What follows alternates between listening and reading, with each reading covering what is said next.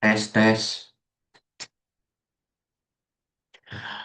Assalamualaikum warahmatullahi wabarakatuh. Perkenalkan, nama saya Muhammad Nur Raudian dengan NIM 01021382328141. Di sini saya akan mempresentasikan hasil diskusi saya mengenai ekonomi makro sederhana. Baik, latar belakang. Seperti kita tahu sendiri, ekonomi makro ini merupakan cabang ilmu yang mempelajari perekonomian secara keseluruhan, seperti pertumbuhan ekonomi, inflasi, pengangguran, dan distribusi pendapatan di suatu negara. Dalam sistem konvensional, fokus utamanya itu seringkali terletak pada pertumbuhan ekonomi dan efisiensi, namun sering mengabaikan aspek keadilan sosial dan nilai moral. Dalam Islam, kegiatan ekonomi tidak hanya bertujuan mencapai keuntungan, tetapi juga harus sesuai dengan prinsip syariah.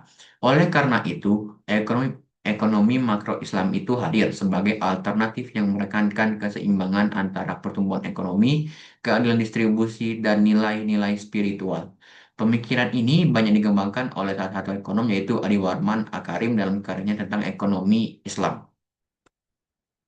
Rumusan masalah ini yang pertama ada apa yang dimaksud dengan ekonomi makro Islami, tujuan ekonomi dalam Islam, bagaimana peran pemerintah dalam ekonomi makro Islam, apa saja kebijakan fiskal dan moneter dalam Islam. Yang pertama, pengertian ekonomi makro Islam. Ekonomi makro Islami adalah studi tentang perekonomian secara keseluruhan dengan menggunakan prinsip-prinsip syariah yang bersumber dari Al-Quran dan Hadis. Fokus utamanya yaitu ekonomi makro Islam ini adalah mencapai kesejahteraan atau falah, yaitu kesejahteraan yang tidak hanya bersifat material tetapi juga bersifat spiritual. Yang kedua itu ada tujuan ekonomi dalam Islam. Tujuan utamanya yaitu ekonomi dalam Islam adalah menciptakan keadilan sosial dan kesejahteraan masyarakat.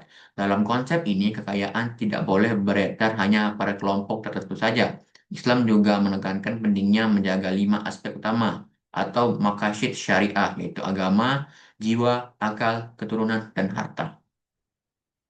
Perbedaan dengan ekonomi konvensional. Ekonomi makro Islami ini memiliki beberapa perbedaan mendasar dengan ekonomi konvensional. Salah satunya perbedaan utama adalah larangan riba atau bunga. Karena di konvensional itu banyak sekali riba atau bunga. Dan dalam Islam itu sistem keuangan menggunakan prinsip bagi hasil.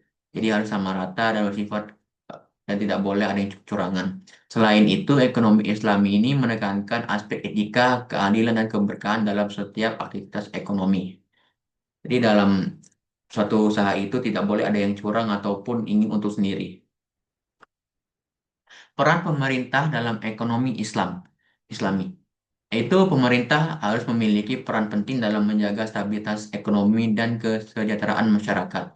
Dalam ekonomi Islami, pemerintah bertugas mengatur distribusi kekayaan, mengawasi pasar, serta mencegah praktik monopoli dan kecurangan. Pemerintah juga mengelola sumber daya alam untuk kepentingan umum. Kebijakan fiskal Islami. Kebijakan fiskal dalam Islam dilakukan melalui instrumen seperti zakat, pajak atau riba, dan wakaf.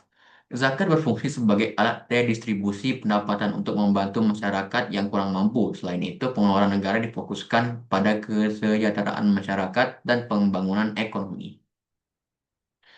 Baik, bagi saya saran yang diperlukan pemerintah itu yang pertama diperlukan pemahaman yang lebih luas tentang ekonomi makro Islami agar dapat diterapkan secara efektif dalam kehidupan sehari-hari. Selain itu juga pemerintah dan masyarakat perlu bekerja sama dalam mengembangkan sistem ekonomi syariah yang adil dan sesuai dengan prinsip syariah dan Islam. Kesimpulan dari saya yaitu ekonomi makro Islami ini merupakan sistem ekonomi yang mengintegrasikan aspek material dan spiritual dalam kegiatan ekonomi. Tujuan utamanya adalah mencapai kesejahteraan yang adil dan merata. Berbeda dengan ekonomi konvensional, ekonomi Islami ini menolak riba atau bunga dan menekankan prinsip bagi hasil yang merata serta keadilan sosial. Peran pemerintah sangat penting dalam mengatur distribusi kekayaan dan menjaga stabilitas ekonomi. Baik, mungkin segitu saja hasil presentasi saya. Saya ulangi. Assalamualaikum warahmatullahi wabarakatuh.